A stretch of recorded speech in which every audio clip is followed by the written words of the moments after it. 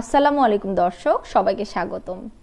দর্শক, রান্নায় পোড়া তেল ব্যবহার করলে অথবা ব্যবহৃত তেল ব্যবহার করলে, অর্থাৎ একবার ব্যবহারের পর সেই তেল পুনরায় ব্যবহার করলে আসলে তার শরীরের উপর কী ধরনের প্রভাব বিস্তার করে এবং শরীরে কি কি ক্ষতি হয় সেই সব বিষয়ে কথা বলার জন্য আজ আপনাদের সামনে চলে এসেছি। দর্শক, রান্নায় পোড়া তেল বা আগে ব্যবহার করা হয়েছে এই ধরনের তেল পুনরায় ব্যবহার করলে আসলে তার শরীরের প্রচুর ক্ষতি করে থাকে। প্রথম দিনে, দ্বিতীয় দিনে বা তৃতীয় দিনে যদি তা ক্ষতি নাও করে, তারপরে একটা সময় গিয়ে কিন্তু এই তেল শরীরের জন্য মারাত্মক ক্ষতিকর হয়ে ওঠে।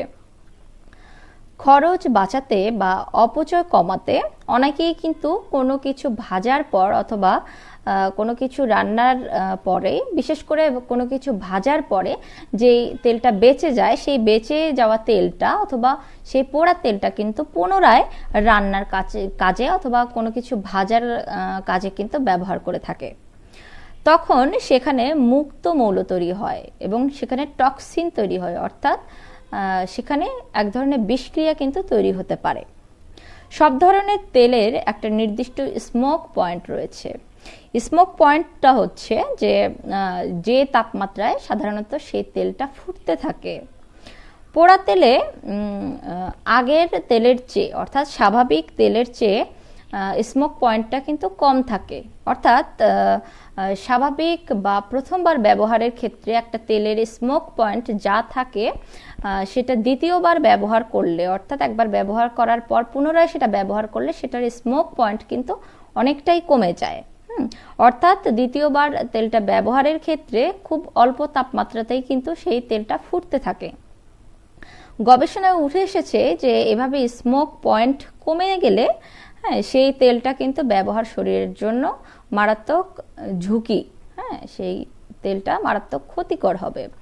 এবার চলুন যে শরীরে কি কি ধরনের ক্ষতি হতে পারে সেগুলো সম্পর্কে জেনে আসি।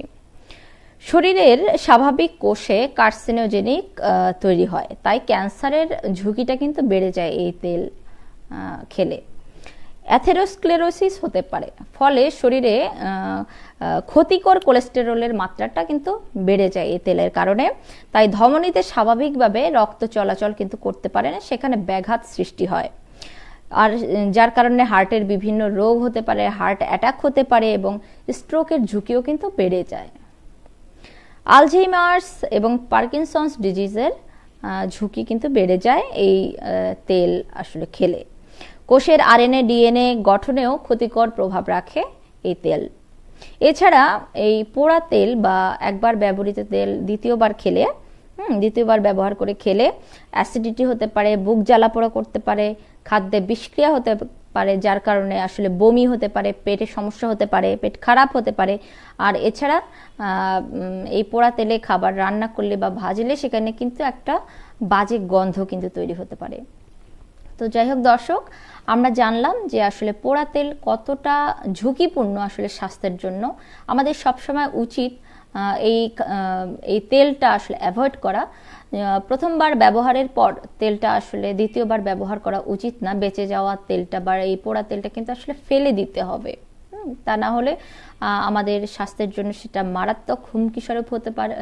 আর মারাত্মক হুমকি তো ফেলবেই এবং আমাদের কিন্তু একদম অপরিণীয় বেশ ক্ষতি হয়ে যেতে পারে। তো যাই হোক দর্শক, সবাই ভালো থাকবেন, সুস্থ থাকবেন। দেখা হবে পরবর্তী ভিডিওতে। আসসালামু আলাইকুম।